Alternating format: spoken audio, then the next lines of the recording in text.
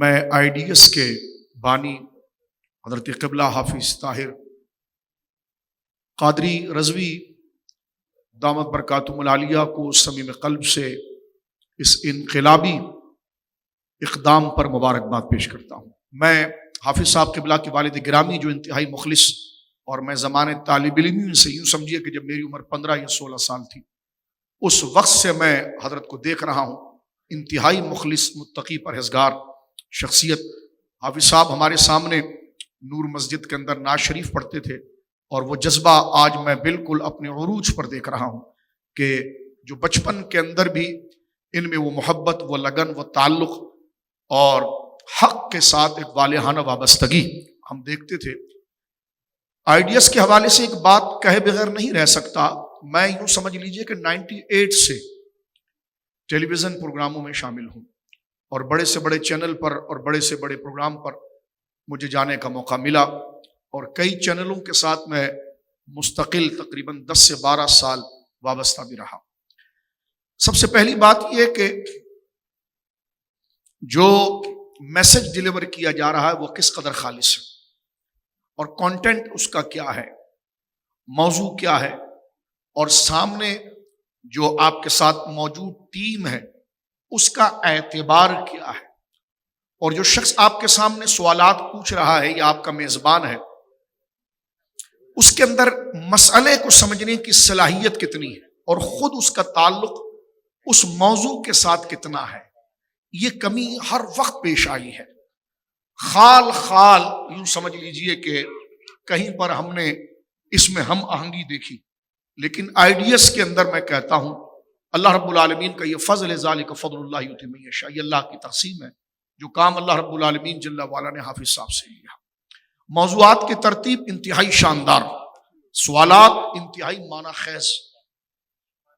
اور اس کو کرنے کا انداز نہ صرف ڈیلیور کرنا بلکہ خود اس کے ساتھ چاہت و لگن اور شب و روز قرآن و سنت کے ان مضامین کے ساتھ اپنی ارادت اور فکری وابستگی جو اس کے اندر اخلاص کو بہت زیادہ بڑھا دیتی ہے۔ پھر علماء کی قدر، علماء کی تحسین، اور پھر جو چیزیں ڈیلیور ہو رہی، جس طرح کہ حافظ صاحب ابھی مختلف سوالوں کے جوابات دے رہے تھے اور وہ اپنی جگہ پر ایک مکمل موضوع ہے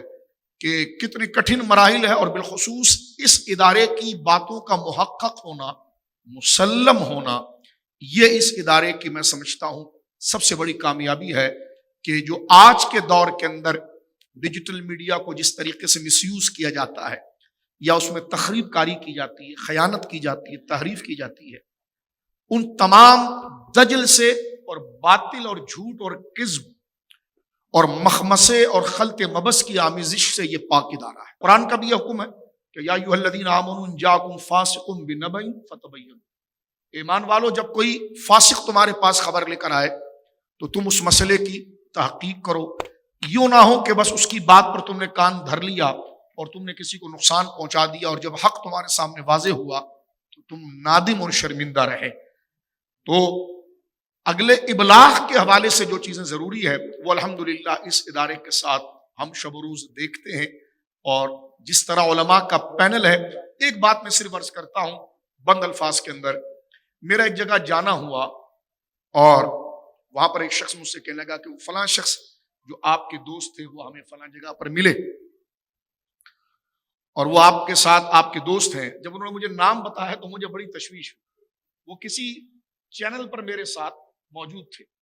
لیکن اس شخص کے نظریات ایسے ہیں کہ جو بیان نہیں کیے جا سکتے، یعنی مسلمات سے متصادم، صرف وہ بیٹھنا ایک بے اعتباری کا باعث بنا۔ میں نے حافظ صاحب سے بھی اس بات کو شیئر کی، اب نہ جانے وہ شخص کب سے وہاں پر آتا تھا،